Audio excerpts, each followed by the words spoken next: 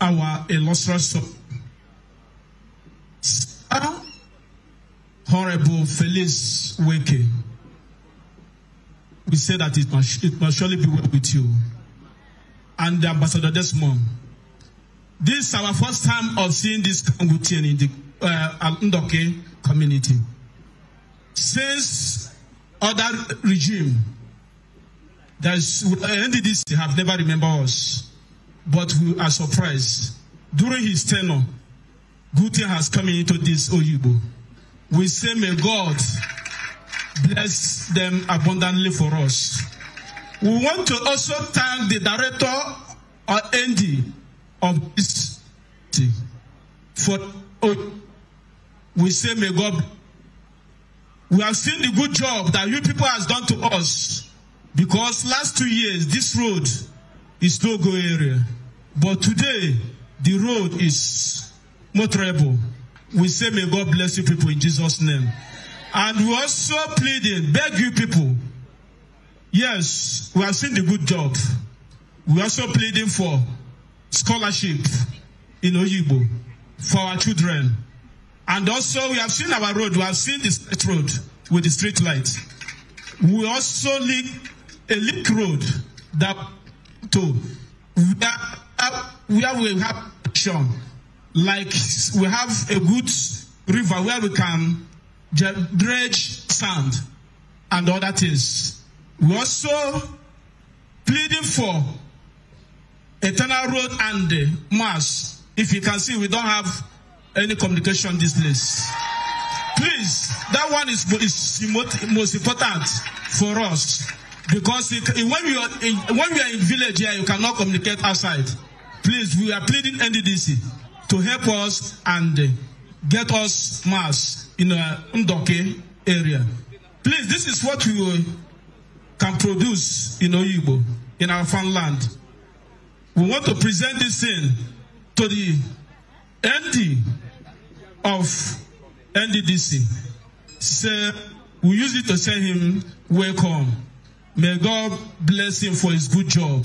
And God will also use him to bless Nddc and Oyigbo more in Jesus' name.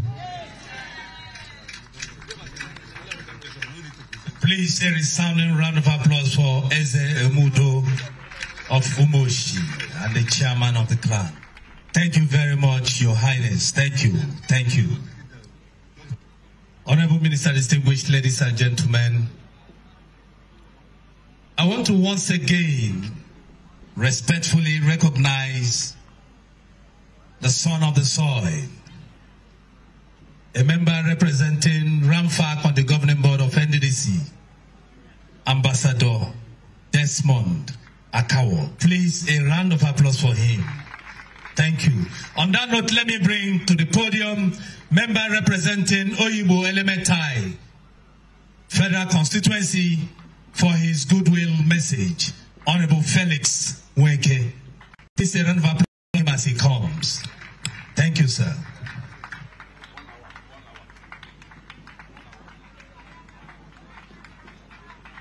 Let's applaud the member representing this constituency.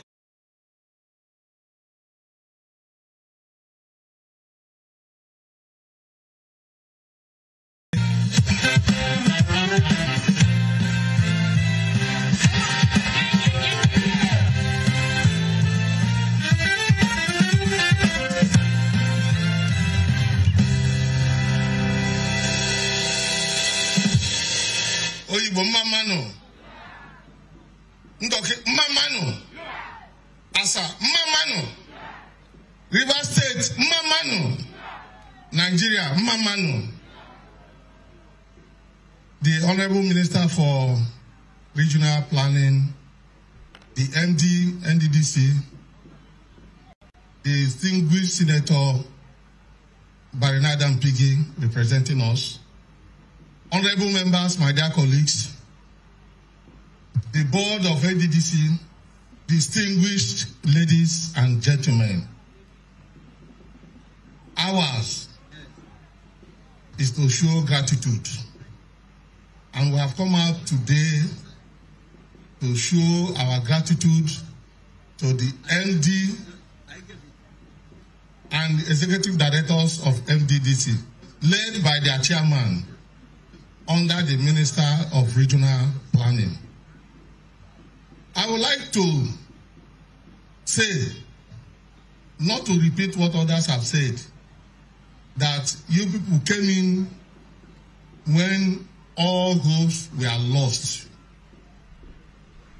Only those who used this road in 2002, 2003, even part of 2004, can tell what we went through.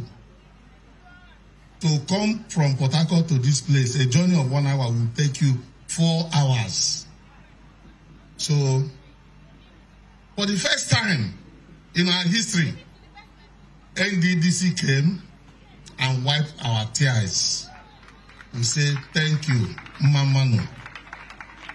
Let me, on behalf of my family, make some presentation. In appreciation to what you have done, let me call out my dear wife to make some presentations to the following persons.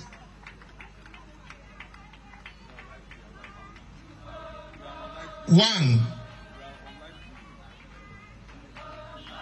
the Honorable Minister is a gift, is a souvenir.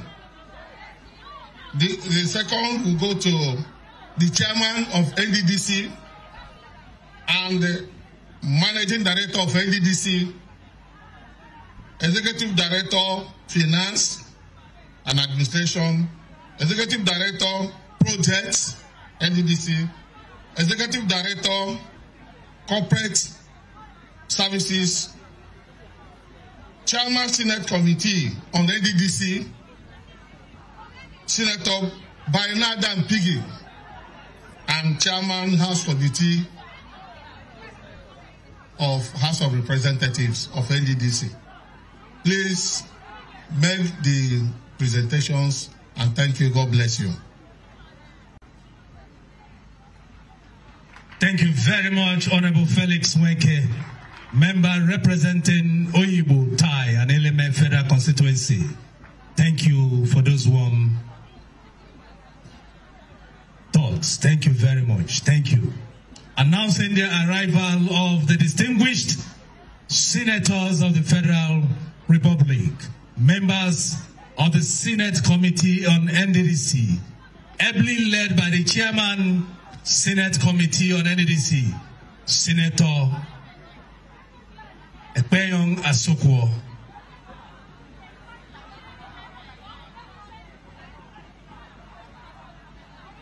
Also in our midst, I want to recognize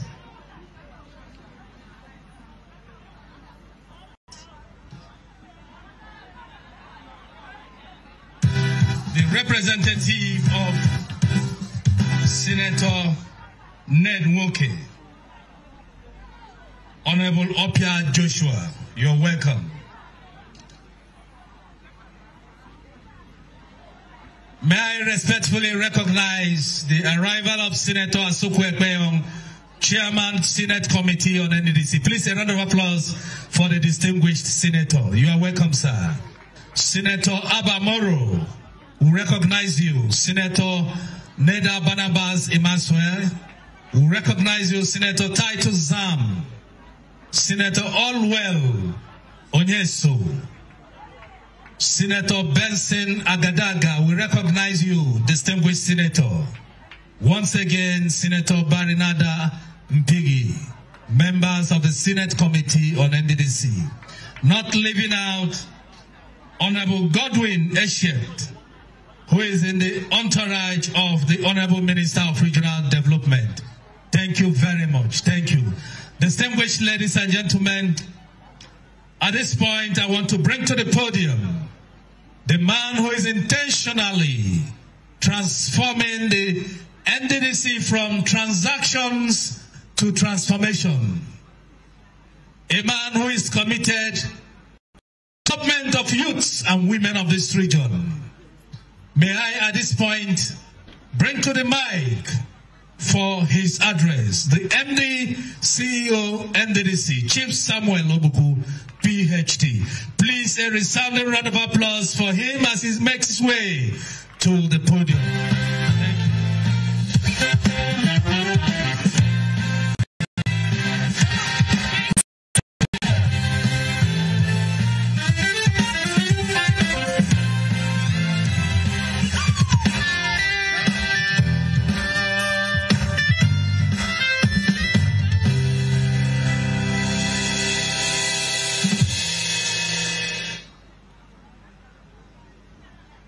The Chairman, Senate Committee on Nddc, the Chairman, House Committee on Nddc, members of the National Assembly here present, my Minister and the Minister of Regional Development, Engineer Abubakar Momo.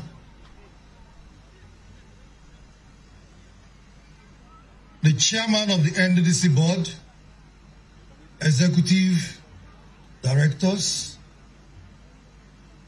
Directors of the Nddc, the traditional rulers of these communities, women, youth. I want to welcome all of you and thank you for turning out in your numbers in celebrating this commissioning of this project. The project we are commissioning today is a 7.5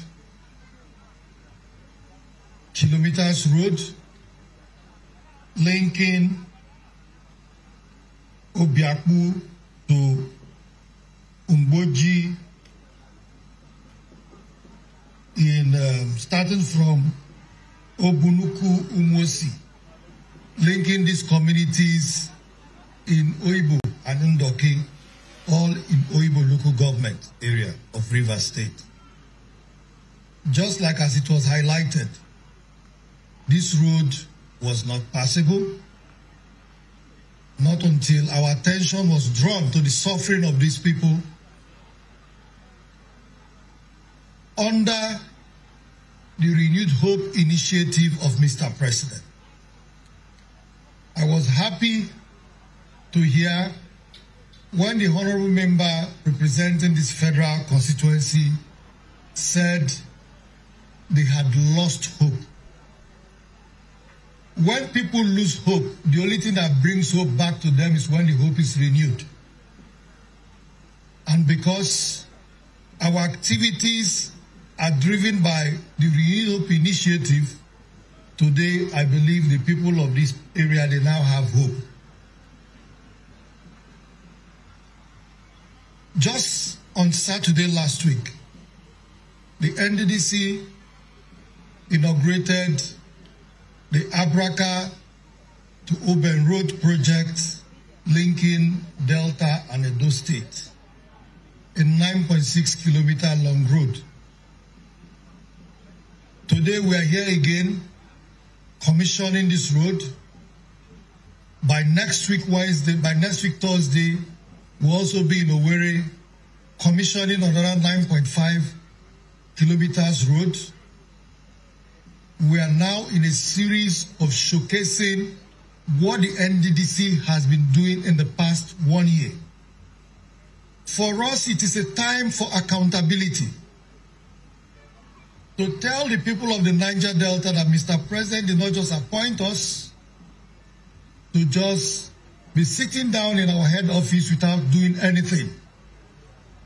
I believe if not of this series of commissioning, apart from the people from this area, they wouldn't have known that Nddc is working somewhere. That is how when we unveiled the road linking Abraka to Oben, most of the persons who were even using the road never knew it was Nddc. Because people never believed Nddc could undertake this kind of projects, start and finish them. Because people used to stigmatize Nddc with the characteristics of abandoning projects. but we were actually warned by Mr. President not to start any project and abandon it. And by keeping to our commitment, we are starting projects and finishing these projects. This project was awarded on February 2024, and February 2025, 1 year apart, we are here commissioning this road.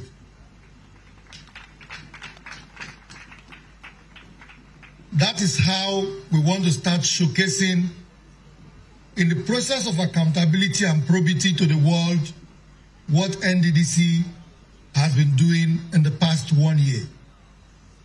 We are not talking about projects that have been there forever. Last year, we commissioned projects which we inherited and completed. So we said, for now, let us show the people of the Niger Delta and Nigerians what we also started and what we are finishing under the renewed hope agenda of Mr. President. This series of commissioning, we call them the Renewed Hope series,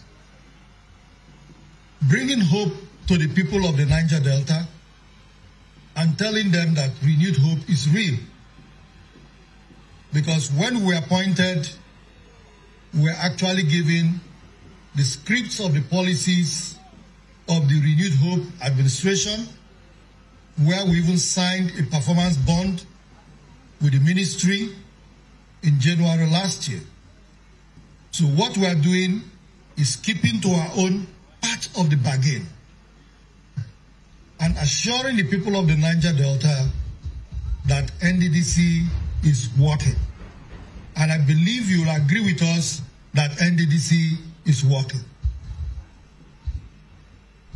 We started with the Operation Light Up the Niger Delta, of which most communities will attest to the fact that Operation Light Up the Niger Delta have benefited our communities economically and socially. Even in terms of security, lighting up the Niger Delta have also reduced criminality in most of our communities. Because areas that were dark before, areas where the people never expected to see light, today they see light. Today criminals are now complaining that they have no more hiding place. And when we start lighting up the Niger Delta, those who do not understand our policies, that most of our policies are born out of needs assessment. Some persons started complaining. Is it only lights they are going to be doing? They didn't know that the process of putting up the solar light is faster and quicker. They didn't know that we are also doing roads, which they will soon be seeing. And for those naysayers who thought maybe Nddc was all about putting solar lights, I believe this community will not also agree with them, isn't it? Today, people from this area are now attesting to the fact that the impossibility has been made possible. This road will help in connecting facilities such as Trans-Afam Power Generating Company, Transmission Company of Nigeria, First Independent Power Limited, Nigerian Gas Company, Oyigbo Manifold, and the AFAM holds several oil wells around this area.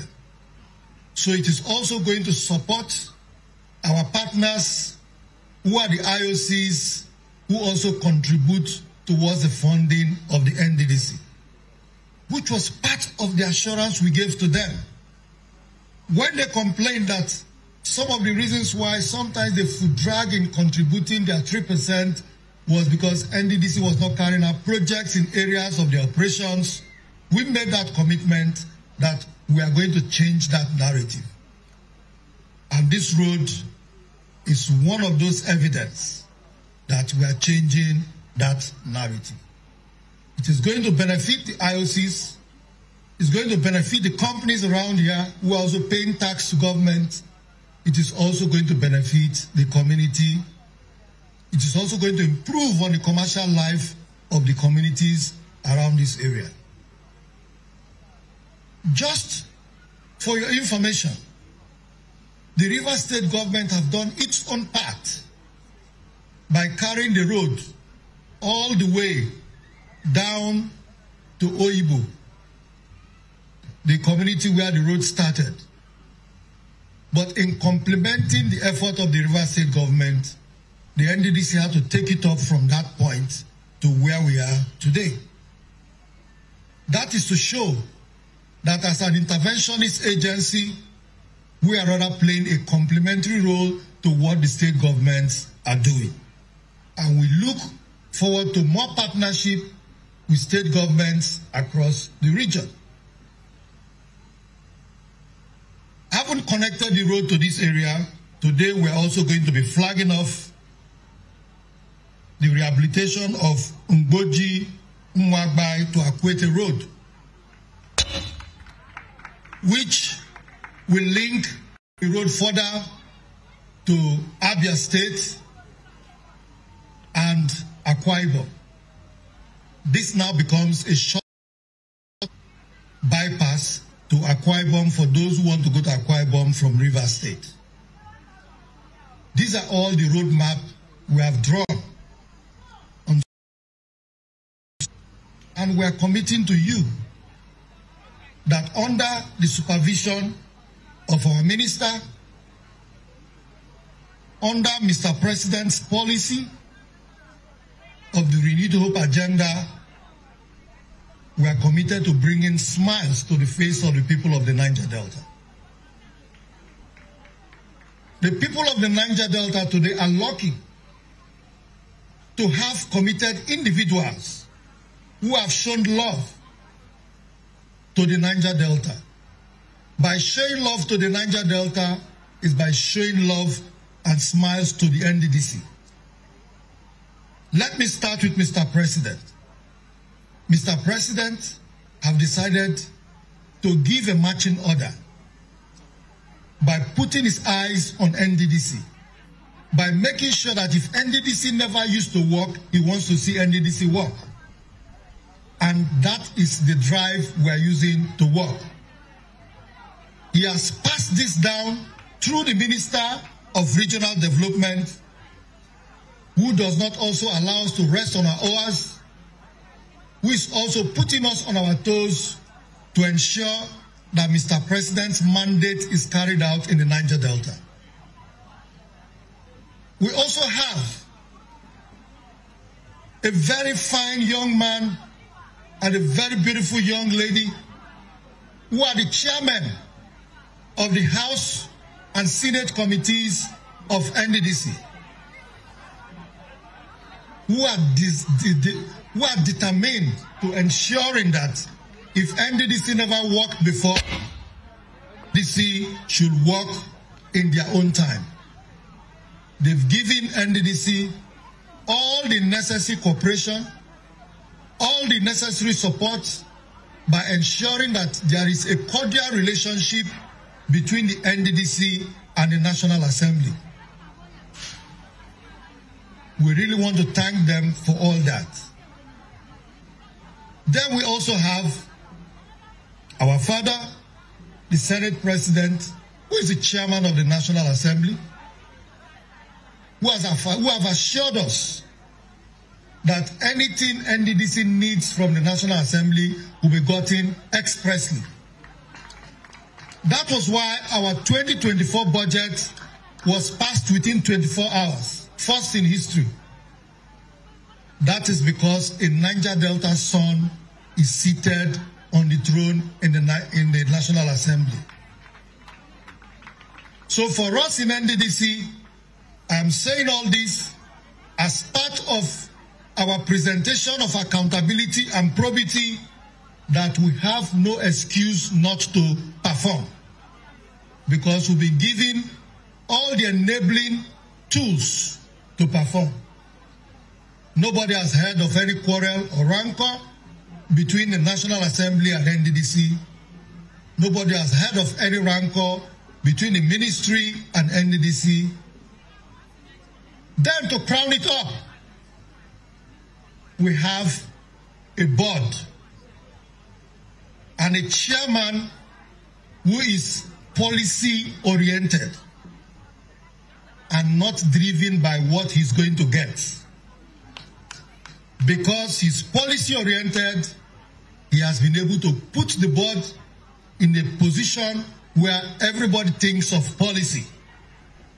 So everything we do as management, whatever credit you give to me as the MD CEO, because you see me day to day carrying out the policies of the board and directives of Mr. President, I want you to give the credit to all these people I have called.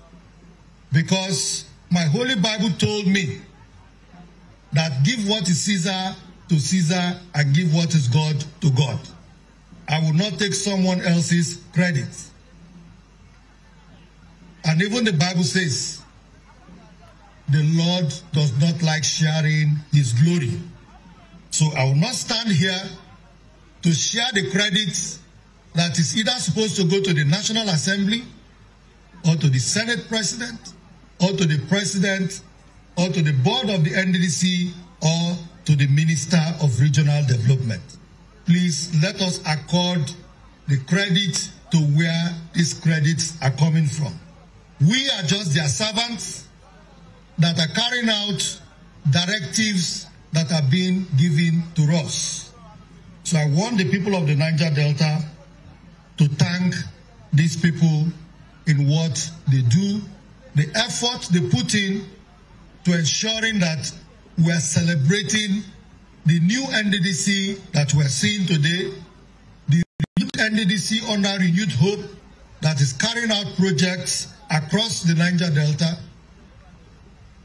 Like as I said last time in Abraka, the Nddc, just to remind us and refresh our memories, we have also reconstructed the failed portion between Auchi to Irua, which is on the alignment of Auchi-Benin Road. We are also going to commence very soon the reconstruction of failed portion between Agbo to Uromi, while we flagged off the Abraka to Agbo road section, which is also ongoing. We also intervened on the East-West Road on the Aoda alignment that was failed last year, and that place became passable to ease the suffering of the people of the Niger Delta.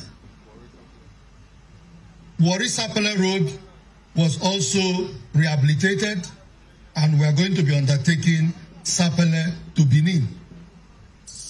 These are projects in the past that probably Nddc may not dare before, because in the past, Nddc probably depended in constructing roads within communities, building 6 classroom blocks, building hospitals. So people thought Nddc wasn't doing anything. So we said, let us take Nddc to the highways so that those who do not think Nddc was doing anything in the past, let them see the dividends of the renewed hope. Port Harcourt-Owerri Road axis of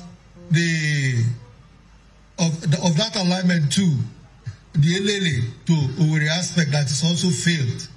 Nddc is also intervening. That intervention has also gone very far. So Nddc is working. Nddc is willing to dare impossibilities. We know we are not there yet. The expectations are very, very high. The expectations are numerous. But what we are assuring the people of the Niger Delta is that before the end of Mr. President's first tenure, Mr. President, will be in the Niger Delta to commission legacy projects to be delivered by the Nddc. We assure the people of the Niger Delta that the Ka-Ataba Bridge project, which was abandoned, we are going to complete that project before the ending of this year. That project is a bridge that is 1.2 kilometers long. We want you to start ticking the time. We are committing to ending of this year to complete that project. So, the Okrika-Borokri Road project and bridges will also commence, while we're also working towards commencing the Bonny Ring Road project. Other legacy projects in the region that have been abandoned, Nddc will soon commence them. We are now energized to commence these projects because some we are doing them in partnership with the NLNG and some with the enablement which the National Assembly have given to us by giving us our budget for 2024, we can now work. Let me also put it on record that some persons who thought Nddc was not doing anything, we had to do something. Because most of the projects you expected us to embark on, most of those projects were projects that were awarded in the budget.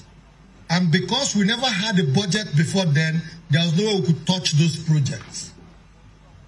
Hence, Nddc went up into the Operation Light Up the Niger Delta, doing other projects to show that the government was working. But now that the budget has been delivered to us, just watch out. Those projects which you expected to see, you start seeing them. On this note, I just want to digress a little bit by telling us a few things the Nddc is doing. The Nddc have carried out scholarship scheme in the Niger Delta.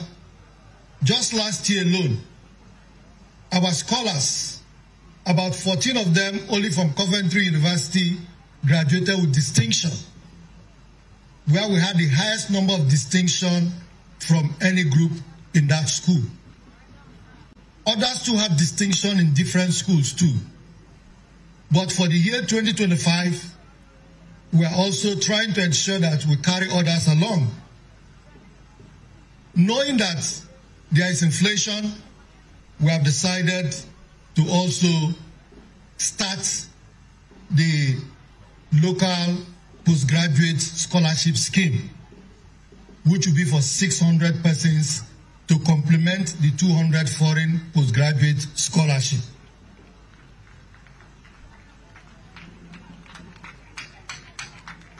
Our free medical health care is also another project that we have decided to, out of public demand, because the 1 week that we are doing it per state was not sufficient enough, and because it has been very, very successful, due to public demand, we have decided to now make it biannual.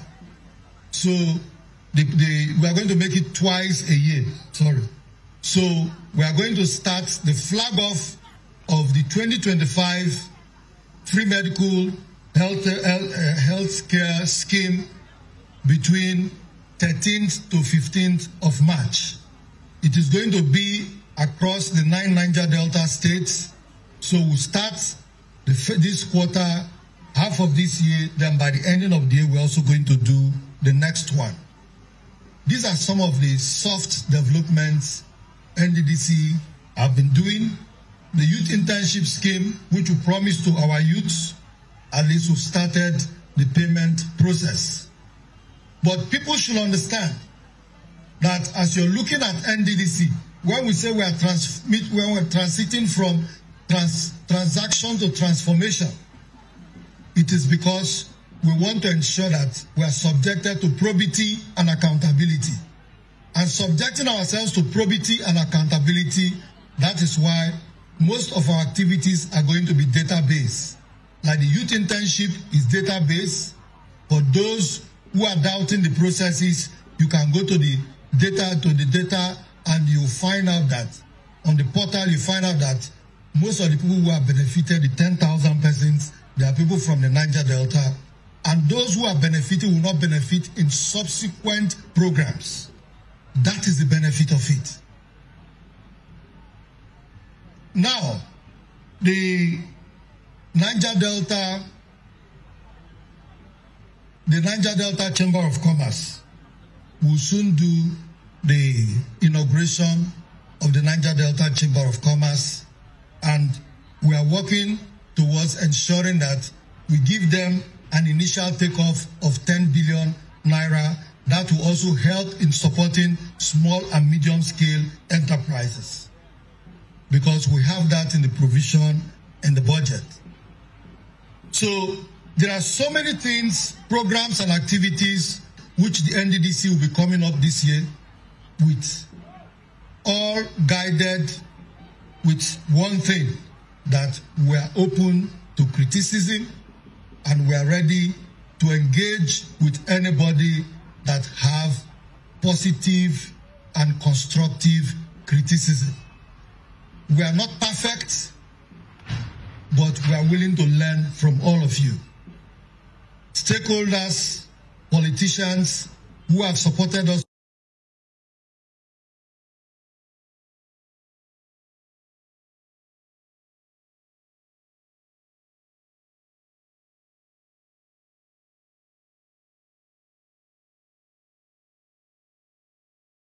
to develop the Niger Delta by giving us your own ideas. We are open to fresh ideas.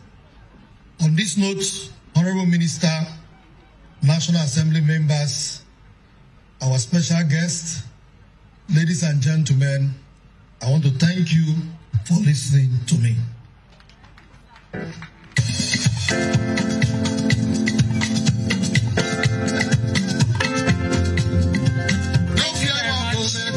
Follow you, that's the way you know if you walk over, I go the way you know if you walk over, I go follow you. That's the way you know if you walk over, I go follow you. Sandy, oh, I go follow you. That's the way you know if you walk over, I go follow you. Thank you, Boogie Sound Band. That was the perfect song, actually, to take the MD back to his seat. When you listen to the MD talk, you feel the passion that he has for not just the region, but for self-development, for the people of the Niger Delta to be different. And that is why he goes over and beyond, and we call him our #1 brand ambassador, because he is the one who preaches the gospel the most. Thank you, MDCO. It is my pleasure to now invite a fine gentleman, the chairman of the 7th Performing Governing Board of the Nddc, Chiedu Ebie Esquire. Let's put our hands together for the chairman.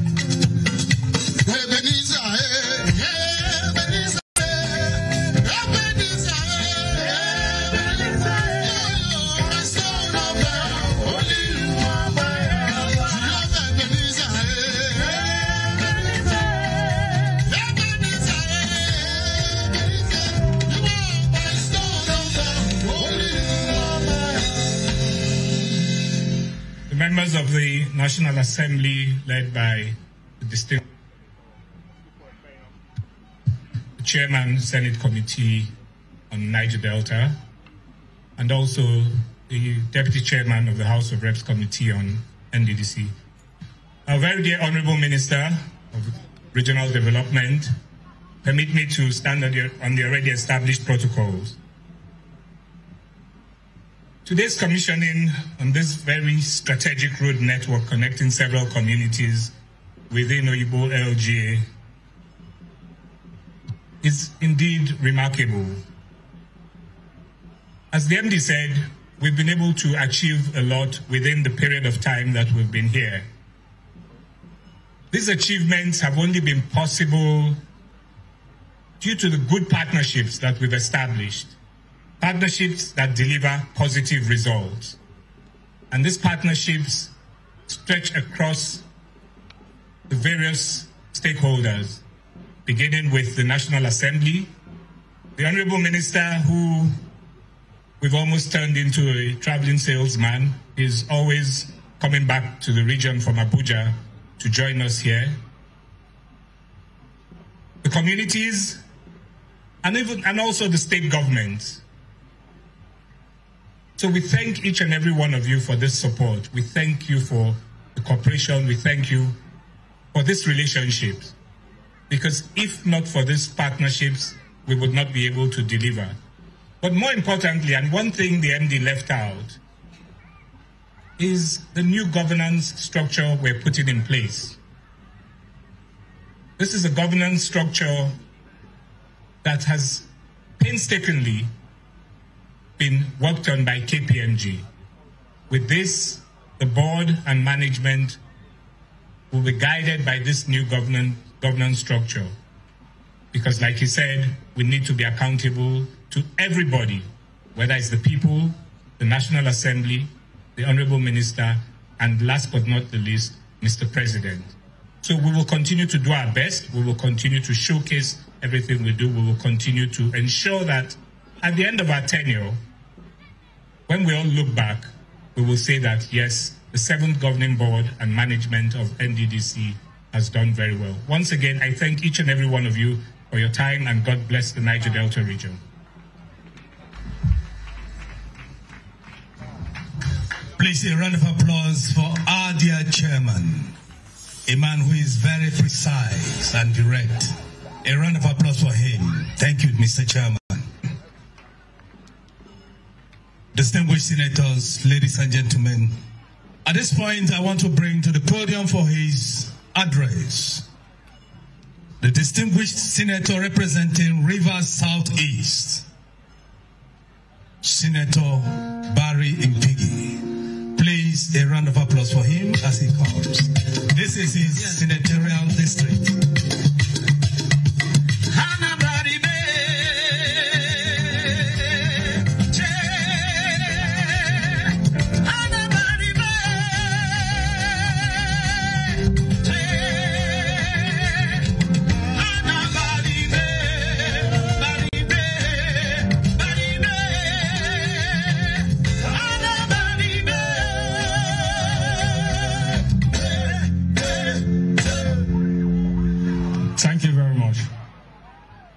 The minority leader of the Senate,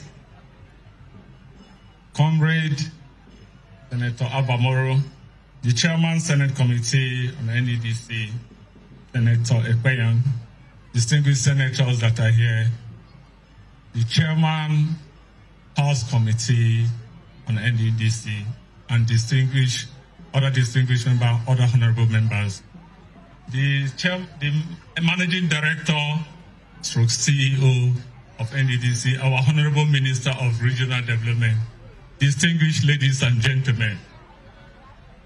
Mr. MD, I am here in solidarity with the Nddc for your good performance over the period.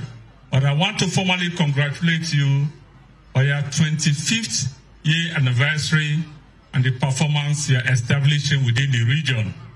I want to stand here to testify on behalf of the people of the 7 L.G.As of my senatorial district. When you mention Ataba and Ka, Mr. MD, I will say that you are correct and you are true. When you mention the lighting up of the 7 L.G.As within my place with the solar light from all angles, I will also say you are correct and you are also true. Mr. MD, let me just say, I am a witness to why you are succeeding. The essence is that you have a good team and you have a good supervisory board. Right from the minister that is supervising you and your board and the people working with you, you are together. I wish other establishments and MDAs should be able to work together like this. Mr. MD and other board members of Nddc, I once more, on behalf of the good people of the River Southeast Senatorial District, want to congratulate you for this project that I can call life-saving. Because just like my brother, Chief Felix Weke said, at the time, I and him were trying to intervene. But to what extent were we going to intervene? You came at the right time. I want to say thank you. And for the extension you are moving from Afam towards Akwete, we know to what extent this road will help us. It's going to link the people of Oyigbo, and it's also link the people of Abia State.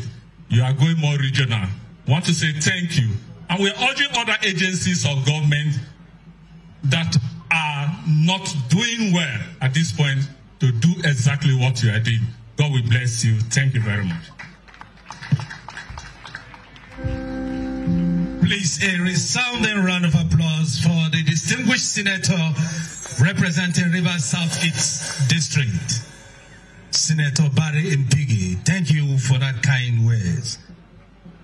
Members of the National Assembly here, distinguished ladies and gentlemen, may I at this point invite the Chairman Senate Committee on Nddc, who will speak on behalf of the National Assembly, Senator Ekpeyong.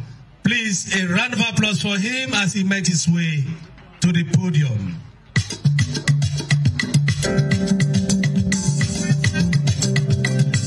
Please, may I also invite the National Assembly seated here to join Senator Ekpeyong.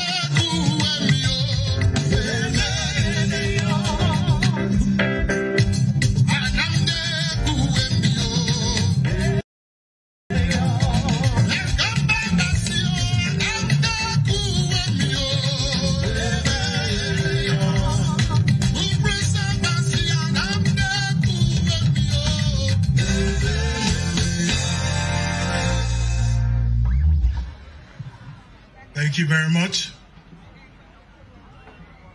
Good afternoon, ladies and gentlemen. Let me start by doing a brief introduction of this powerful delegation that is before you. Right in front of us, we have distinguished Senator Comrade Abba Patrick Moro, the minority leader of the 10th Senate, representing Benue South.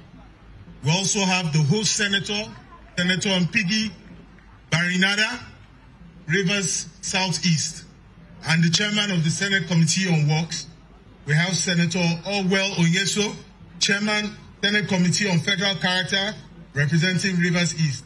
We have Senator Benson Sunday Agadaga, representing Bayelsa West, chairman, Oil and Gas Host Community. We have Senator Titus Patingas Zam, Benue Northwest, chairman of the Senate Committee on North Central. We have distinguished Senator Neda Bernard Imaswe, Edo South, and the chairman of the powerful Committee on Ethics, Privileges, and Public Petitions. Thank you very much, ladies and gentlemen. It is a pleasure to be here. We also have members of the House of Representatives, led by the Deputy Chairman of the House Committee, here present. Thank you, ladies and gentlemen. I bring you warm greetings from His Excellency, Godswill Obor Akpabio, President of the 10th Senate, and by extension, the 10th Senate, to the good people of Rivers and the ladies and gentlemen that are gathered here from the Niger Delta region. Today is a testament to what can be achieved when sincerity of purpose is combined with hard work and determination. The road we commissioned today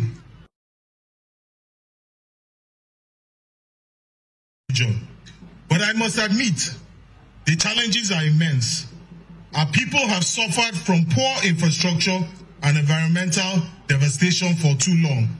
The air is polluted, the water is polluted, the land is polluted. And if you can manage to overcome these obstacles, there is little or no physical infrastructure to support hard-working young men and women. But today, we celebrate this road. Kilometer by kilometer, we will build the Niger Delta of our dreams. The vision of the Niger Delta Development Commission is to be the foremost agency driving the transformation of the Niger Delta into a region that is safe, secure and prosperous with world-class infrastructure, a thriving economy, and improved quality of life for her citizens. Ladies and gentlemen, I have the leave of the President of the Senate to assure the board, management, and staff of the Nddc that we will continue to effectively and efficiently appropriate resources for you to achieve this mandate and this vision. And why wouldn't we? In just under 18 months of this board and management, we are here again at a second series of commissioning of projects. The first series, which was extensive, held throughout last year, during the August month or thereabouts. And here again we are, still in the dry season of 2025, and we started a second series of commissioning while we are still in the dry season.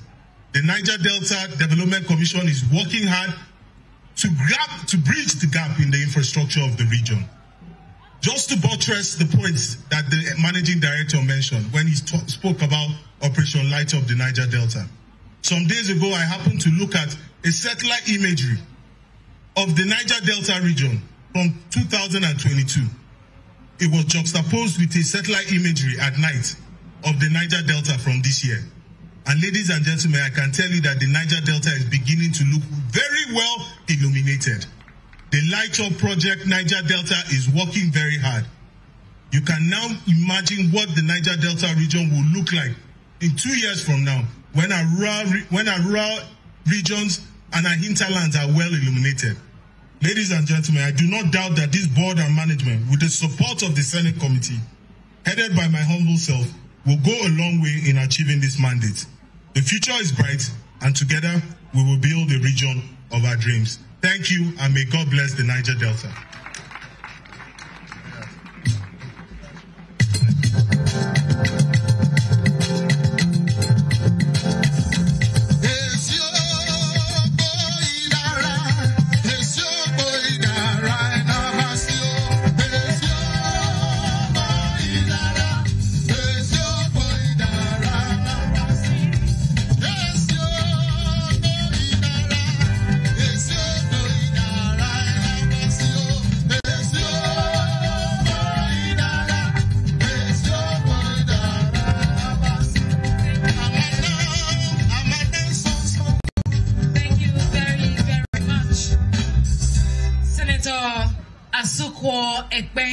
Senate Committee Chair on Nddc, as well as other distinguished senators and members of the Federal House of Representatives. Thank you so very, very much for your support.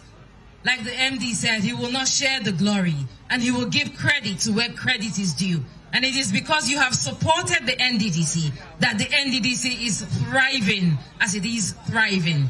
Thank you so very much. I'd like to now invite for our vote of thanks, because right after now, the minister will do the unveiling, and then we'll go to the plaque for the proper unveiling. Let me respectfully welcome the Executive Director, Finance and Administration of the Nddc, a financial guru, a fine man who is also very strategic about his ways. Alabo Honorable Boma Iyaye Esquire, DSSRS.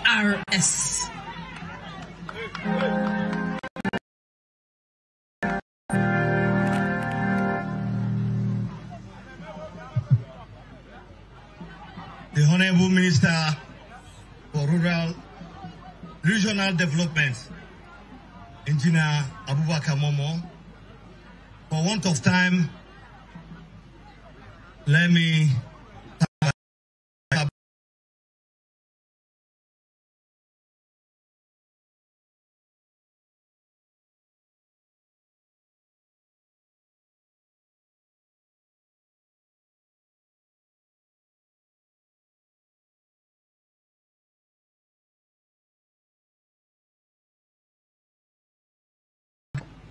to come and commission this project for us.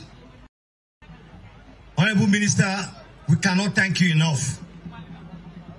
Where am I going to start from? Your fatherly advice? Is it your supervisory role? We cannot thank you enough.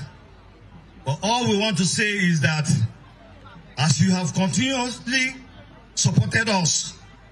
Please, we pray that you do this as much as we call upon you anytime to come and commission projects for us. For the National Assembly, very especially the chairman, House Senate Committee on Nddc, the House of Reps, I want to say thank you for your role, for all the support, and like my MD said, for appropriating enough funds for the development of the Niger Delta. We say thank you. For all of you who have come here today, especially, I want to say thank you. And as you go back to Abuja, we wish you safe journey.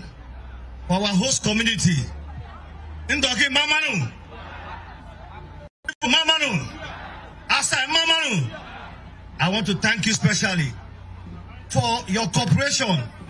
In less than 1 year, this road was completed.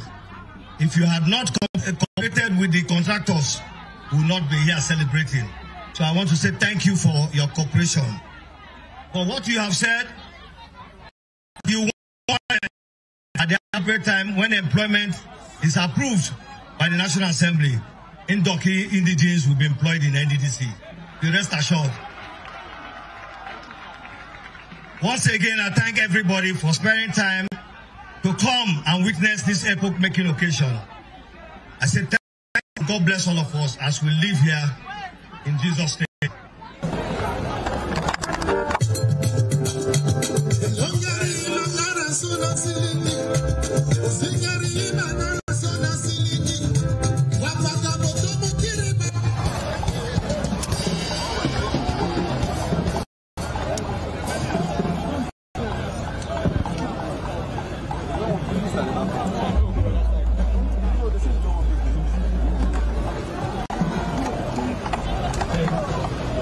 Thank you very much, the Fifi Catchery of Ugu.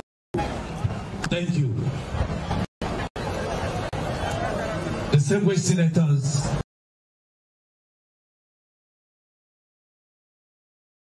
the time for the cross of the matter, the unveiling and commissioning of this laudable project. May I respectfully invite a two-time member of the Federal House of Representatives, a fellow of the Nigerian Society of Engineers, and the first Minister of Regional Development, Engineer Honorable Abubakar Momo, Minister of Regional Development. A round of applause for him as he comes to unveil and commission.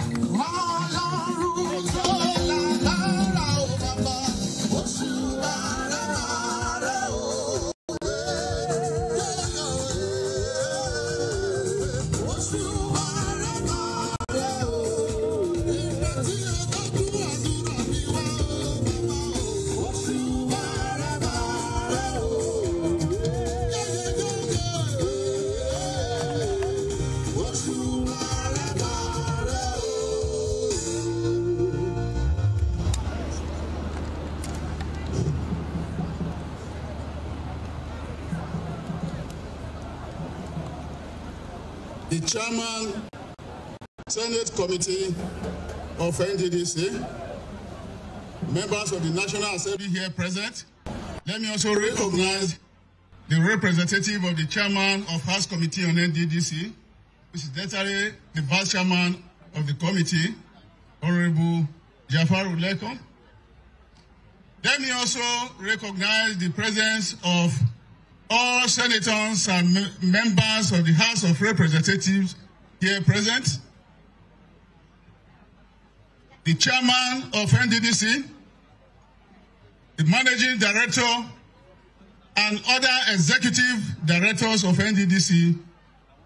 Ladies and gentlemen, let me also recognize the paramount traditional ruler of Adoki and other neighboring communities that are here present. Are beautiful women. Today you can agree with me, it's a day of joy. And for me, as a person and as the minister supervising Nddc, I can say that I feel very much fulfilled in the sense that the testimonies that have been given so far by those who have spoken, starting from the member representing this area, through the distinguished senator, and a number of other persons who have spoken, they've given a clear account of the state of this road before now and what it is now. And if you look through the brochure and see the state of the road before this time, you have cause to be happy that Nddc has done quite a noble thing for this very community. For one thing, the MD has also commended the effort of the state government for taking the road to a point. And from there, they've taken it further by 7.3 kilometers.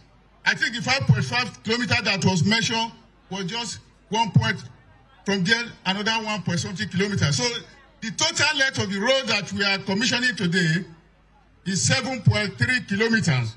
And for those in the construction industry, you know what it is today to embark on such length of road.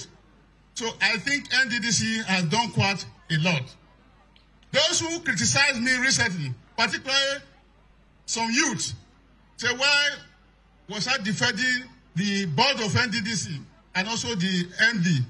I'm sure you can see why such defense came through that very time. Because for me, I believe that Nddc and Niger Delta must be allowed to work, especially where people want to create confusion, such that the board of Nddc could be dissolved and then get new people on board who will, of course, start to chart a new course. It's not the best interest of the people of Niger Delta. So for the very first time, we have to allow the Nddc board to work. And this very board is actually doing what Mr. President directed. And the president, of course, you know who he is. As a politician, as a business guru, he will want the best for the people of Niger Delta. And that he mandated me, which of course I passed down to the management and the board of Nddc. On Saturday, we were in Delta State to commission a road, about 10.something kilometer length of road, from Abraka to Obe in Edo State. And that is a major road alignment linking the people of Benin to Delta. So if we have problem along Sapele Road, it's an easy route out. And after the commissioning, I also mandated the MD and the board, which I want to repeat, that road is continued to a point. I think another 10 kilometers of that road will make it fully passable. So I think in a very short time, that aspect of the road alignment will also be worked upon for the benefit of the people of Delta and Edo State. I'm also quite happy that the MD, after our commissioning that day, he has also put it on record that the Oyigbo to Uromi junction, which is also a very critical alignment, enabling transportation along that route, will also be embarked upon. I think if all of this is come through, what else do we need in Niger Delta? Because so many areas, so many states of the Niger Delta, which are 9, are benefiting. We talked of Delta last week. Today we are here in River State.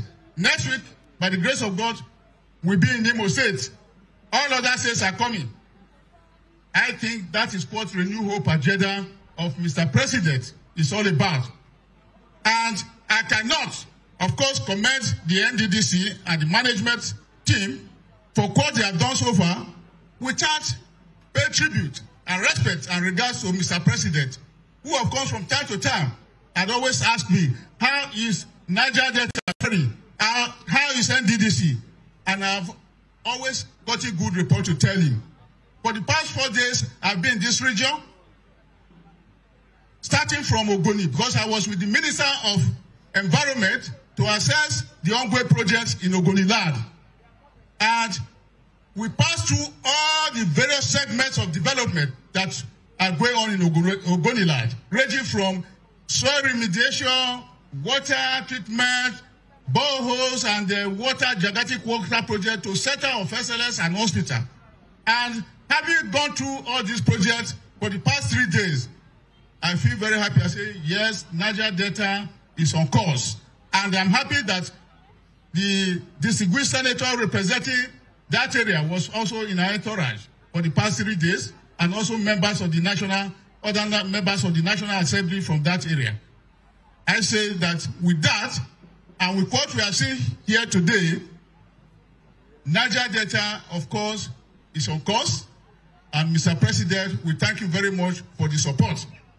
Like every other person has said, the National Assembly is a very critical segment of whatever we are doing, because without the budget being passed by the National Assembly, it will be difficult for the Nddc to operate. Now that the budget of 2024 has been released, we are going to witness more developments, as the MDA has said, because quite a number of projects are also lined up to be embarked upon. And also want to use the opportunity too to appeal strongly to our members in the National Assembly that subsequent budgets of the Nddc should also be treated speedily and released speedily to enable Nddc back on its meaningful project. Now that we are about to commission this road, we'll be told that we are going to flag off the extension of this road from this point to Akwete, that is in Abia State. And I think that is an area too that one of my colleagues before, who was in the National Assembly in those days, was always talking about. I think Akwete is in the Ukwa area. And Ukwa area is also an oil producing area. So for all these communities that are producing oil, it is good for them to see the benefit of what they have around them. So as we live here to commission the road, we are also going to flag off the construction of that very road, which is also going to link the people of Oyigbo and Abia State.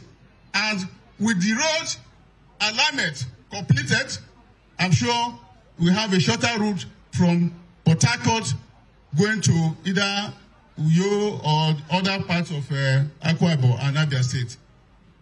Once again, let me thank every one of us. Let me thank the traditional rulers. We are quite happy with the reception you have accorded us and the testimony you have also given, and all others who have spoken before, including those who have not spoken, who, of course, with your mind, you know that Nddc is working. Having said that, we will now proceed to commission the road and also do the flag off of the Akwete road. Thank you very much, and God bless.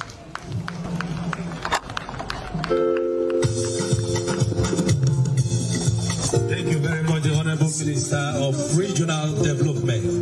The Honorable Minister will lead other dignitaries to the unveiling and commissioning of this project. Immediately after that, we shall be going for flag off of Mboji Umabai Akwete Road.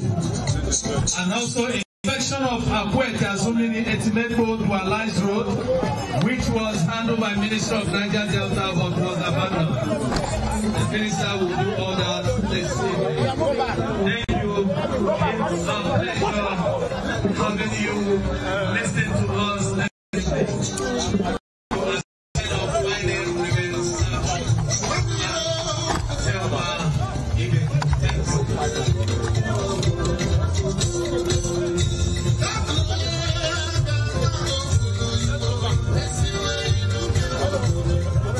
Let's go back.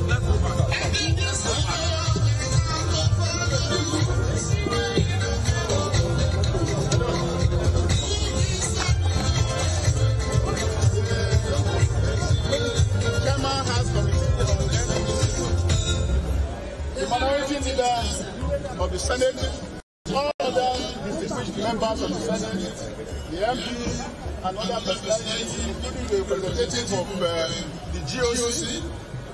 We are here to commission this very infrastructure, and I want to say that we do so by calling on God that as we are commissioning this project this year, we pray that whoever members of this road will move and return to where it's going to safely.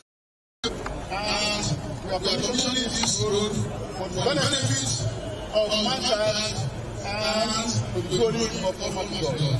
Amen.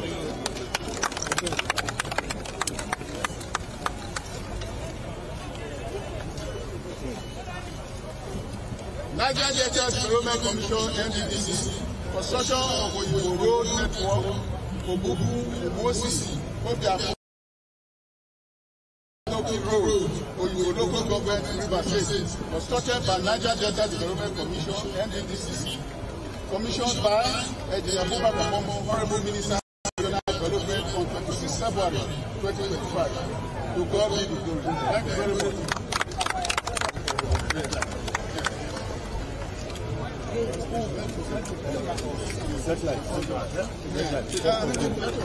Satellite. Come on. Come picture.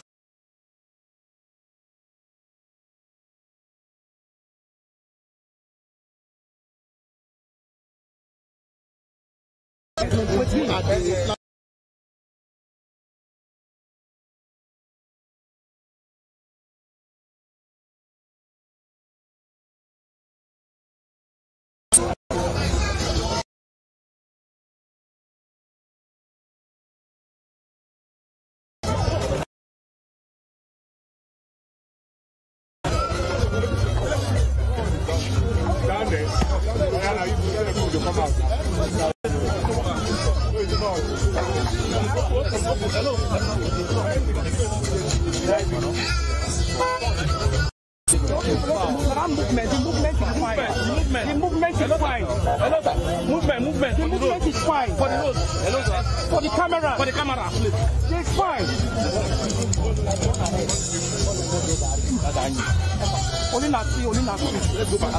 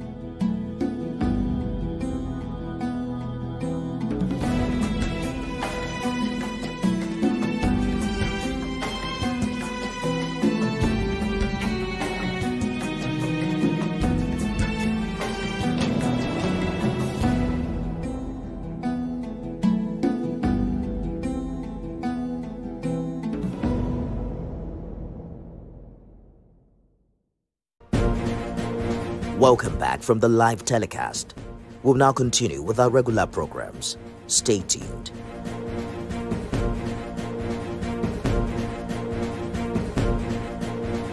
It is not happy. No, it's not happy. So, it's not happy. but it's telling us that, it's making us believe that it's something that's not normally a party as big as this would have such issues. So, do you think there will be efforts to reconcile? You yes, mentioned sure. the likes of El-Rufai. Do you think there will be efforts to reconcile? Yes, no, there has to be. Of course, there will be reconciliation because many people are angry that they were not rewarded. Then the essence of meetings like this is it affords the president to meet some of these people. Okay. It might be the only time they are seeing him probably since election or inauguration. That caucus meeting, because you see that NWC, you see state party chairmen, even some leaders. You see, because the president in Bodilon is not the same president that is in the villa. Even aides that are close to him, you can't just walk in there and say you want to see him. His time is managed now.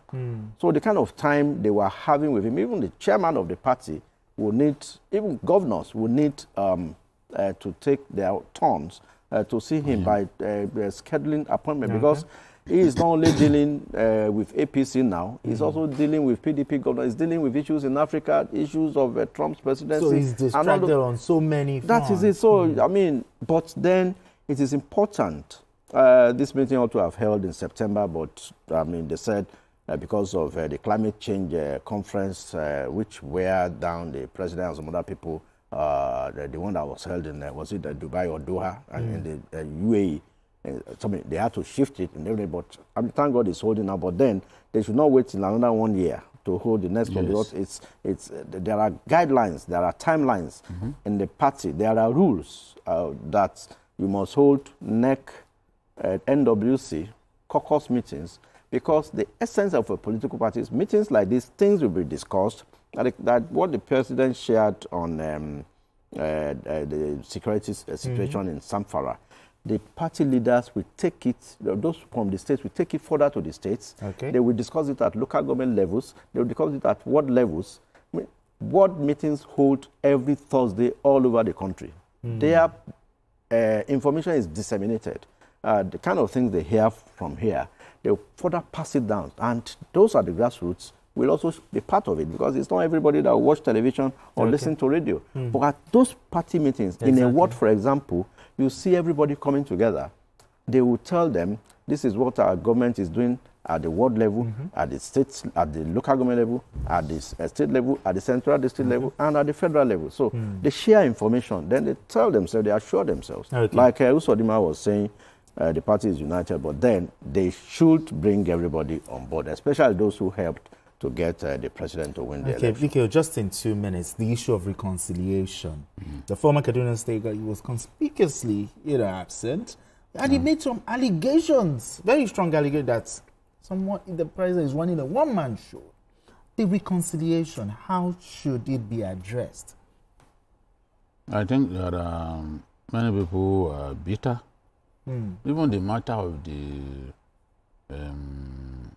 tax reform bill divided the parties. There are some governors that went against the president, and they were even having interviews, on this matter. I have a friend who was reluctant to do TV interviews, but on the tax reform matter, he had to did an interview, and I said, what am I saying? So it shows that, yes, the party is strong, but it must not take its strength lightly, because there are consequences for doing that. The PDP told us that they were going to reign for decades. Yeah, that they are the largest party in Africa. They are going to reign for decades, but it didn't happen.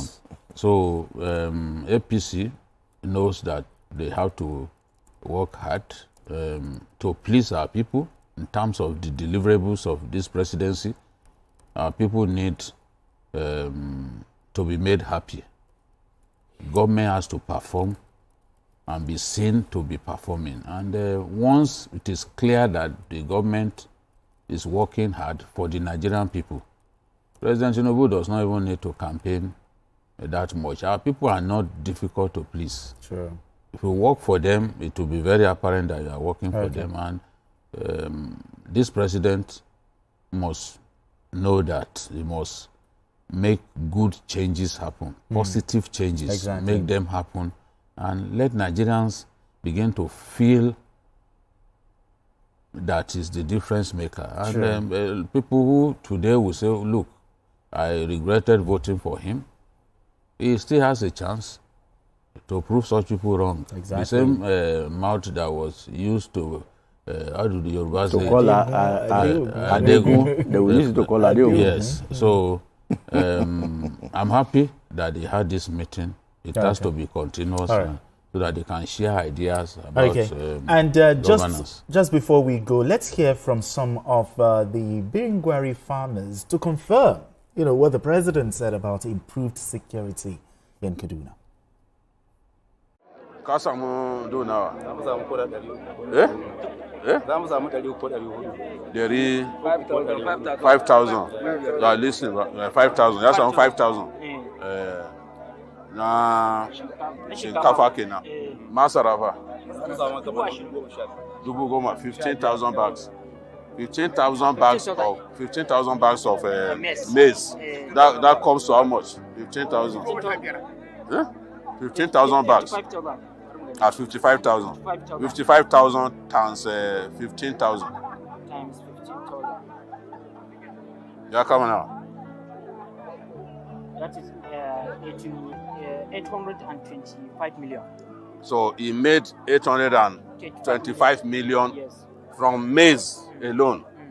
So shinkafa. You also grew rice. Dairy rice. How much is that?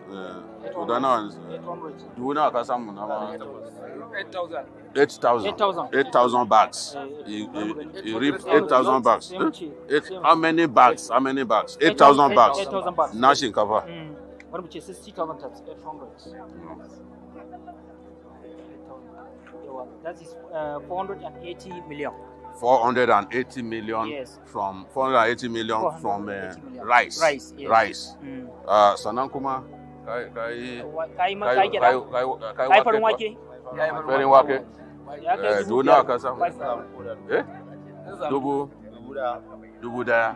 Ba kai wake da yawa ba. Kai wake da yawa. Nawa ne farin wake? Farin wake dubu daya. 95,000 naira. Times 1,000. So that is 95 million. 95 million. Yes. So even when he reaped 1,000 bags of white beans, he still succeeded in making 95 million naira, which was the lowest that he did, because he did. Yes. Which is better than anywhere in the state and even in the northern Nigeria. We are the #1 producers of maize and other agricultural products in the local government. Yes. So we are grateful. So we are inviting the investors and other businessmen to come and witness what we are saying, whether we are saying the truth or not, because we are now 100% secured. The biggest problem is over because now we are all united. The conflicts between us and the Fulanis have been the cause of poor agri-production. Now we are confident that farming will keep progressing. In fact, this just confirms what the president was actually talking about, and also good, beautiful report, by the way. We need to go on this quick break, and when we return, the conversation continues. Don't go anywhere. Still Journalist Hangout.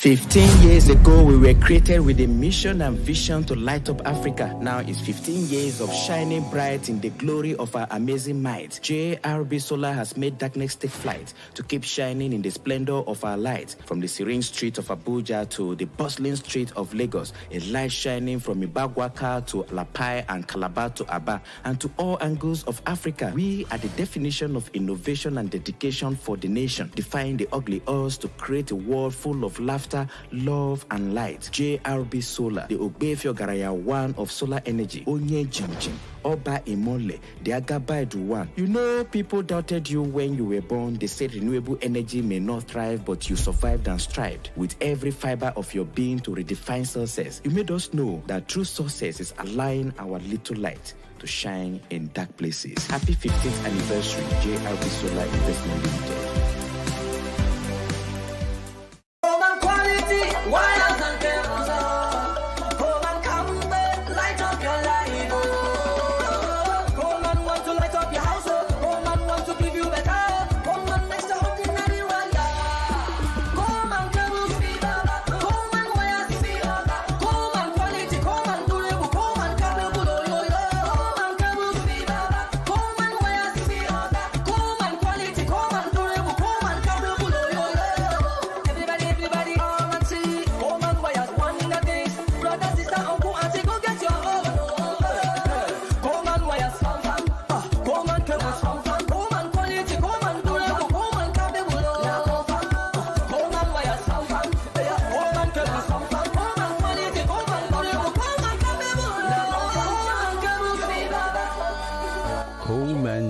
And cable, great quality, now with the new look.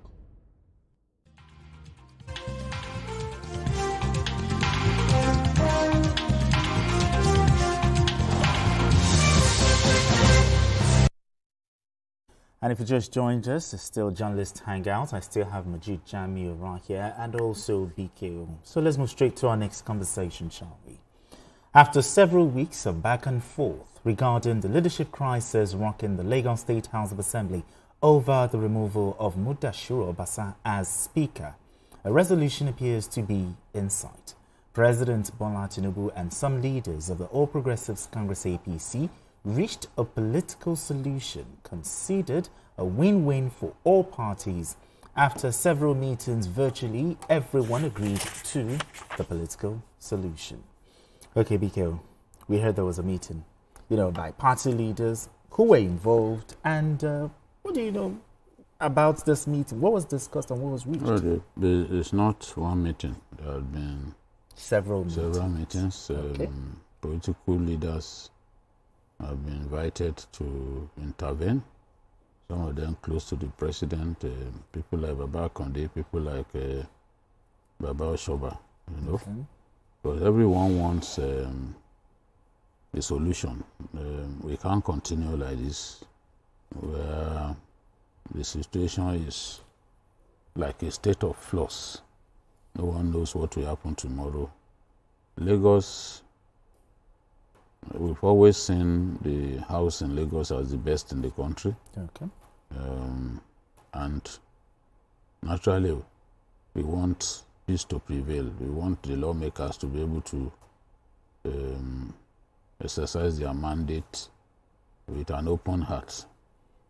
So we would want to see a solution found to this matter, and that is what those party leaders are pushing for.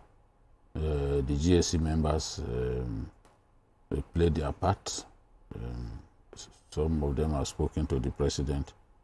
But one thing is clear. I think that history is about to repeat itself, because Fumeta Joshua as Deputy Speaker was removed while she was abroad and while the House was in recess. It was during Fashion last time. And party leaders were not happy that the House members took that decision in a manner that clearly blindsided them. Just the same way that we are told the president, as the leader of the party in the state, was also not aware that Obasa was going to be removed. Somebody told me that if they had told him, he would not have allowed them to remove Muda. But the president was clearly not happy. When some analysts claimed that they actually got the president's approval. But when the president described what happened as a coup, was reported to have described as a coup, I knew that something was wrong. I knew that he was not in the picture, and the checks that I made clearly pointed to the fact that he was not informed. Now, at the time that Tejo was removed, the speaker at the time, Ikuforiji, did not want to convene the House because they were on recess. Okay. But they told him that he would be sacrificed if he did not call that meeting, because some of the lawmakers were angry, were fed up with Tejo. They felt she was arrogant, and then when they were attacked because of the oversight function in the motion area, they blamed everything on her, that she was the one who gave the instruction. In the end, Tejo was allowed to resign, so that the slate is wiped clean in terms of the record of impeachment and all that. So they are pushing hard, the leaders are pushing hard for Obasa to also resign when the House reconvenes, so that it does not hurt his political future, and it won't be referred to as a impeached speaker of Lagos State after all these years of service. So they are pushing for that. And what I also heard was that they want the new speaker to come from Lagos West. Lagos West is very useful to the party, has always been very useful to the party. They get tremendous votes from Lagos West, especially the Alimosho area, all those places. But now, Obasa is from Lagos West, so they want the new speaker to come from that place, rather than having the governor and the speaker come from the same constituency. So that is one of the arguments that these party leaders and the president have, that look, there has to be that balance. There has been a lot of conversation even on that, but I think that the initial conversation did not yield anything because the lawmakers were not prepared to sacrifice the new speaker that they just elected. But it is clear that in the final analysis, Miranda would have to step down, of course with the approval of his colleague, of her colleagues. Have to step down, revert to her role as a deputy speaker for somebody from Lagos West, maybe Raji or Setonji, the Badagry man, to be the next speaker. I think this is the you consider as the right play. This is the plan, but they are still talking. They are still talking. No, nothing ruled in at this stage, and nothing ruled out. But they are still having conversation around that, because look, when Tejo was removed, there was an attempt to also bring her back by the party leadership, because she was replaced by Mrs. Bola Badmus Olujobi, daughter of Adio Badmus, late Adio Badmus. Late Adio Badmus was the person who raised up Tinubu's hand.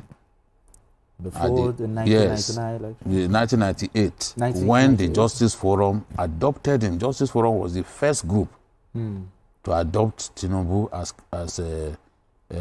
the governorship aspirant before he became candidate. So it became difficult to get out of the way because of the circumstances of her, because of her background. Because the father was the one who raised in Baba Hamzat's house at Yaya Baton. Baba Hamzat's house was where Justice Forum used to have their meeting. That's the father of the current government. He was a party leader, but The Badmus was the leader of Justice Forum at that time. So they insisted that they would not remove the person that they had put there. But they had to leave them alone. So in this case, they are still talking to the Lagos lawmakers to allow this proposal by party leaders who have also communicated with the president to prevail. So we don't know what will happen. Another thing is, for the 1 month or maybe a few weeks she's been speaker, will she be recognized as a former speaker with all the privileges, pensions, and all? If I don't know. Decides I don't know if that is part of the proposal. It could be one of the sweeteners. Okay. It could be one of the sweeteners that they will introduce to the discussion, so that, to make sure that it's a win-win situation for everyone. But I can feel her pain, because I saw a video of the Lagos speaker in tears. You know, she must have felt, look, I do not deserve all this. Yes, she got emotional, exactly. All this wahala and all that, because she didn't make herself speaker. Her colleagues chose her. So I'm sure she couldn't live with the pains that she had to go through. But from what I hear, yes, the president is not insisting that Obasa must come back. What pains the president is the fact that he did not know that it was coming. You know? That's why I said, at that time, even the party leaders did not know that Tejo will be removed. Okay. You know? All right, Monji, let's look at implications now. The colleagues actually made her speak. What if she refused to step down? What's the implication of this? She can't refuse to step down, you know. There's a difference between the legislative arm and the executive arm. Yes. The difference is that all the legislators, whether at the State House of Assembly, National Assembly reps and Senate, they are all the same. You all fill a form to represent your constituent, your constituency. Okay. Unlike that of the executive, where a governor will fill a form that he wants to be governor. A deputy governor will fill a form that he wants to be. So they are all equal members. The 40 of them, anybody could be speaker. Yes. Now the party can talk about zoning or ranking or whatever, but anybody, they are all equal. I mean, primus inter pares. The speaker is just the primus inter pares, the first among equals. So, and the moment they can form a quorum, a quorum here is 26.6, since we don't have half women, so exactly. Let's assume it's 27. The moment they can form 7, they get in there in the morning and the speaker refuses. I mean, maybe they feel he didn't greet them the way it's supposed to greet them. They don't need any reason. They can just remove him or her. So it is not our choice to say she wants to remain speaker. And that's why this has been very difficult. I mean, she had wanted to actually step down because she said this wala is too much. But the colleague said no, remain there. And at a point, this issue will have been resolved about a month ago, but they nominated 3 people, but the other members, 37 of them, including herself, are on one side.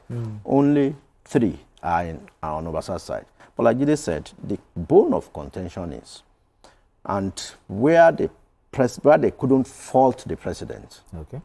I mean, for his political sagacities, when he told them, come, yes, it would have been sentimental to say, yes, we are having the first female speaker, but then you must balance.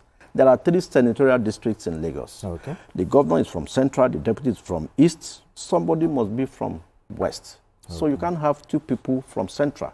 So Melinda is from Apapa, is Central. So the deputy governor, which means the power will be skewed. The whole of the West will be left out. Okay, so for the sake of balance. For the sake of balance.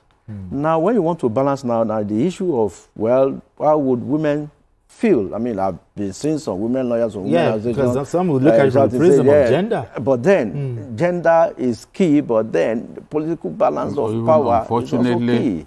Even the woman they would have considered is from Labour Party. The other woman, she would have considered. It was not easy for them to say, okay, bring another woman. Bring another woman. Okay. So that's where the problem is. But this morning I heard that the ousted clerk too, also went to the assembly. Got a court judgment. Got a court judgment from industrial court. He says he wants to come and resume. He was chased away.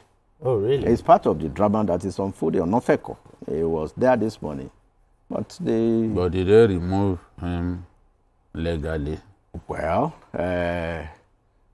if we don't follow procedures, he has every reason to challenge the remover. Yes, he showed his face. That one too is. You can't. That one too is something that is part of the resolution, and I think they are saying that. I think in the final analysis. Yes. I heard at a point the Nobel laureate also intervened, Professor Wole Soyinka, and the Minister for Solid Minerals, Mr. Dele Alake. All right, before we go on to our next conversation, BK, there were some persons who are of the opinion that the president's absence from Lagos is actually causing some of this thing. That if you're saying the president was actually still in Lagos, all of this would not be happening. What are your thoughts here? I disagree. The president is in Lagos. Well, the president is a Lagos person. A Lagos boy. Probably distracted with. They don't call him city boy for nothing. You know, the city boy that they are talking about, Lagos boy. It's not. That is not the thing. The president is everywhere. The truth is, Mr. President had a soft spot for Mudashiru Obasa. Okay. Mudashiru Obasa demonstrated so much loyalty to him. He doesn't brush aside people who are loyal to him easily. You know? So, if you move against a person that he likes in the way that they've done and do not allow him to make an input, that is why he has reacted in the manner that he has reacted. I'm not his spokesman. Yeah, to show that he cherishes loyalty. I've studied the president for so long that I can write 2 books of 500 pages. Or 500 pages. I can write 2 books, each of them 500 pages about him. I know when he reacts in a way, I know where he's coming from. I know how he thinks. Okay.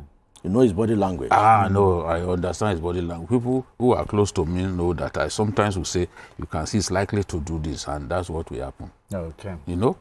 Even on this matter, the whole thing is just didn't think that they should have done it without... He's given an okay to... without informing him. And now, unfortunately, this has happened, there's no balance. So they've afforded the old man an opportunity to say, okay, why didn't you consider balance? You know, because Lagos, we talk about balance all the time in Lagos. True. When Sanwo-Olu appointed those commissioners, Mudashiru Obasa was one of those who said, no, they didn't achieve balance. The thing was too skewed against Lagos Island. You know? So they've been trying to say, okay, let's have balance in everything that we do. In a cosmopolitan state like Lagos, you've got to try to achieve balance. But if you have governor and speaker coming from the same area, of course people will complain. You've left a loophole. Which the opposition and the West is very large. The West is very large and deserves to be rewarded. Yes. Even in the commissioner appointments, they complained that the West was shortchanged. Go back and see the list. That was why at that point some people agreed that yes, why should Lagos Island have so many and people? They have is the I don't think that the president has left Lagos behind because he's president. No. No. All right, gentlemen, let's move straight to our final story. Tragedy was averted on Tuesday at the premises of the headquarters of Enugu State High Court when the ceiling of the court, presided over by Justice Okpe, collapsed during sitting, with the registrars and lawyers scampering for safety. According to some lawyers who were in the courtroom when the incident happened, the situation would have resulted to loss of lives if the ceiling had completely detached from the skeleton. The collapse of the courtroom ceiling was a signpost of the dire situation of the court buildings in the state. Majid, as embarrassing as this is, it brings to question the state of court buildings, not just in Enugu, but across the country. Don't you agree? Well, I've visited courtrooms in Lagos, and it's a different ball game. I mean, they are all very good, courtrooms. And what is painful about this particular court 4 in Aba, presided over by, that's Justice Okpe's court. I mean, is that I read that a lawyer, Anthony SAN, appeared in that court about a few months ago and warned about the state of that the ceiling. That this ceiling, they actually mentioned that this ceiling could collapse, and they left it unattended. And this happened. It was God that saved the litigants, the lawyers, and even the judge. He was right in session. This same thing happened in one of the southwest states to the chief judge of the state. He didn't die immediately, eventually lost his life. Now, this issue, is it a case of not funding enough, or the Ministry of Justice that's supposed to be in charge? It's not about funding now. It's like paying attention to details, ensuring that the right materials, the right quality is used in, during the construction process. Maybe there is a leaking roof there, and they have a POP. I don't know whether this is POP or... This does not look anything like POP. So maybe... There's no POP here. Like asbestos or something. But even when there is a leak in the roof and the wood for the noggin gets weak, of course you have the ceiling caving in or collapsing. So it's about the... I don't know how old the building is or the structure, but then there must have been a defect somewhere. But for a lawyer to have pointed out that this roof could collapse, it means he saw danger coming, but they ignored it, and this happened. We're only lucky that it didn't lead to loss of lives. Mikhail, your thoughts here? Yes, it reinforces the need for us to, from time to time, restore our old buildings. A lot of the court buildings in our country are very old. They're very old. The prisons, too, they are very old. I heard that they are going to build new prisons now. I'm very happy about that, because the prisons are so old. Yeah, we saw one at the fence actually. They shouldn't inhabit people anymore. And if the courtroom, the ceiling can give way in this manner, what if it was POP that came down on people's heads? It would have been really dangerous. It would have killed people instantly, because of the weight and all that, and how solid the POPs usually are. So there's a need now for the governor of Abia State to get down to brass tacks. It's Enugu. Oh, it's Enugu. Sorry. To get down to brass tacks and award contract for the renovation and restoring of court buildings in the state, because this is like a warning. Something bigger is probably on the way if they do not move quickly to restore those buildings. Buildings will get old, but they need to be constantly maintained. And when they are maintained and restored, I saw an hotel of about almost 100 years. Yes. I visited the country and I saw an hotel built, I think, around 1930s. Still standing strong. Somebody told you, you will not believe. Because from time to time they restore it. It retains its architecture, but the inside still looks really luxuriant. You will not believe that the hotel is that old. It's So about how you maintain who it. should be in charge of maintaining the We are court talking building? about whether poor funding. Yes. Is possible because the judiciary does not enjoy full autonomy. I remember a judiciary staff telling me that there was a time they wanted their people to go for training abroad. And the governor was saying, why do they need to go abroad? I mean, if they had financial autonomy, why do they have to go to a governor, cap in hand, asking for money for the training of their staff? Okay. You know? So I believe that funding is also an issue that has to be addressed. All courtrooms in Nigerian states should be modernized like we have in Lagos. Okay. Judges should not write in longhand. It's anachronistic. And the equipment, the environment should be modernized. You need to see the videos of some courts, especially magistrate courts. In fact, the way magistrates are even treated like they are not. Exactly. Yeah. Like they are. They don't treat lawyers. them like even when this law allowing judges more years before they retire. Okay. They didn't extend it to them. Oh, really? They didn't extend it to magistrates, so we treat them like they are inferior. Like the way, like the disparity between polytechnic and university graduates. We treat them as if they are inferior. So you need to see some magistrate courts, see how old they are. I've seen some. I don't want to mention. So this is, are you saying that this issue, the Attorney General should, or the Commissioner of Justices in these states, or what? It's actually the governor, because the Attorney General and Commissioner for Justice might recommend to the governor. Okay, recommend to the governor. Yes, but you see, like Jide said, the funding comes for the governor. It's not supposed to be. They should fund the judiciary directly. Because I don't see. That's what we've been asking I don't see why governors should be buying vehicles for judges. Or give them houses for judges. Give them their money. Let them do whatever they want to do. Let them be responsible. Do you remember, for whatever they remember want a to governor who, because he didn't get what he wanted, now decided to seize the vehicle? Yeah, the vehicle. No, seize the allocation subvention of the judiciary. Yes. He seized it. It's okay. Because he was not getting favorable get the judgment. Okay, I will deal with you. Hold on.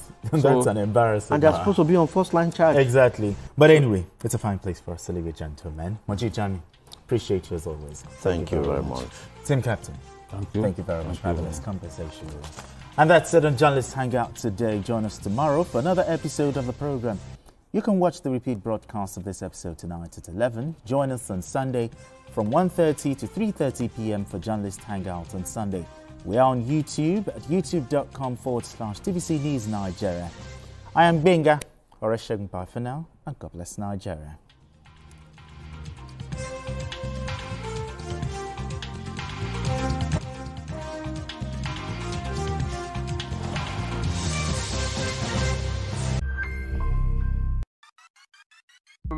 No, mommy, no. We said 6 months. Dan will join me in Lagos 6 months after his graduation. Oh, yeah, Sharagiri. You have 1 week.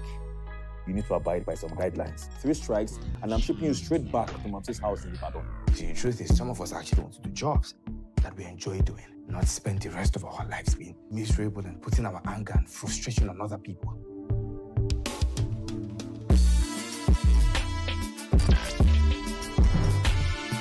The following is a paid presentation by ShopX TV. This Love Month, skip the ordinary and embrace the extraordinary. Why settle for flowers when you can gift products that bring joy, health, and togetherness? Celebrate your love with products that bring you closer together. Skip the flowers. Get the products from now till the 28th of February 2025. From now through the month of love, we are excited to offer gifts worth 30,000 naira on the first 100 orders. Yes, that's right. Let's start with the ultimate kitchen companion, the Cookex Air Fryer Oven. It's the gift that keeps keeps giving, creating healthy, delicious meals you'll love. The CookX 10-in-1 air fryer oven is a 12-liter oven that offers 75% more space for cooking than traditional air fryers. Call the number on your screen now or scan the QR code and get the CookX air fryer oven plus an amazing kitchen knife set valued at 30,000 naira for free for 239,950 naira. You can get the CookX air fryer oven in 2 easy payments of 119,975 naira. Are you looking to bond and get fit? The ShopX Ultimate Crunch lets you sweat it out together. No gym is required. Build muscle, build memories, and build your best selves while at it. This 6-in-1 machine is designed to take your fitness to the next level. Call the number on your screen now or scan the QR code and get the ShopX Ultimate Crunch at the price of 399,950 naira. You also get the Genie Bra from ShopX TV, valued at 30,000 naira for free. And that's not all.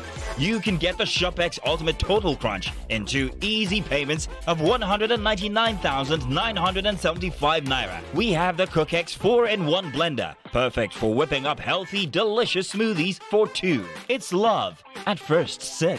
It's a food processor, a grinder, a blender, and a juicer all in one. Call the number on your screen right now or scan the QR code and get an amazing kitchen knife set valued at 30,000 naira for free. You can get the CookX 4-in-1 blender for just 155,950 naira. And that's not all. You can get the CookX 4-in-1 blender in 2 easy payments of 77,975 naira. That's right, pay twice to get this amazing cooking solution. But hurry, limited stock available. So call the number on your screen now or scan the QR code or visit our website to place your order while stock lasts. Shop now and make this month of love unforgettable. The proceeding is a paid presentation by ShopX TV. The TVC News at 7 and the TVC News at 10 are not like any other news broadcast. It's the big news hour, the hour for the big breaking stories. We've got some of the best reporters on the field, taking you through as it happens. It's fast-paced, hard-hitting, with investigations that matter. Bringing in news that affects your life. With sport, entertainment, and business news so you don't miss a thing. Experience resourceful coverage with depth every night.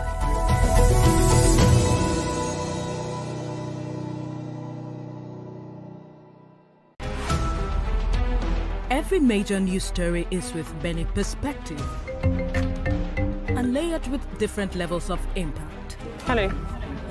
What time did this happen? We will be right there.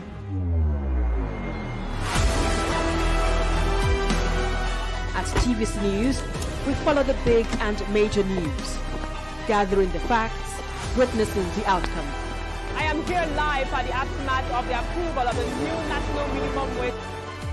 We are TV Station of the Year, not just for breaking news, but for being first, fair and accurate. TVC News, first with breaking news. At TVC News, wherever the big news story is happening, we're geared up to break it. TVC News, first with breaking news.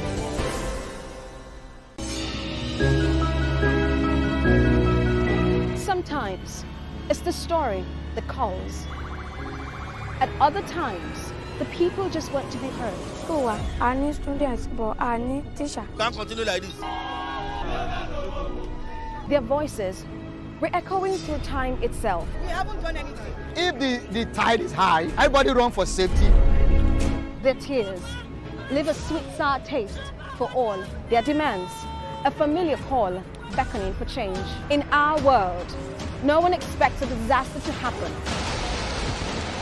But when it does, we'll be there to x-ray all sides, from the east to the west, north and south. Community Forum will examine the oddities and challenges to economic development, as well as issues yearning for government intervention. Watch fresh episodes of Community Forum on Sundays by 9:30 p.m. only on TVC News.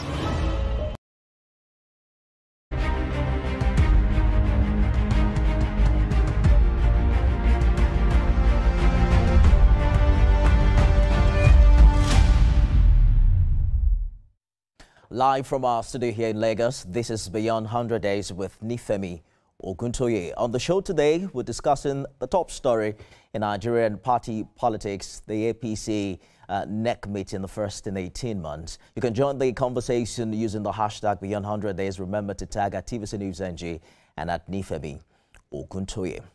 Well, as opposition parties begin to put their houses in order to galvanize political capital ahead of the 2027 elections, the National Working Committee of the All Progressives Congress held its National Executive Committee meeting earlier today in Abuja. The NEC meeting had President Bola Tinubu, Vice President Kashim Shettima, governors of the APC and party leaders in attendance. President Tinubu assured Nigerians his government will continue to improve on ways to improve the economy and boost food security in Nigeria.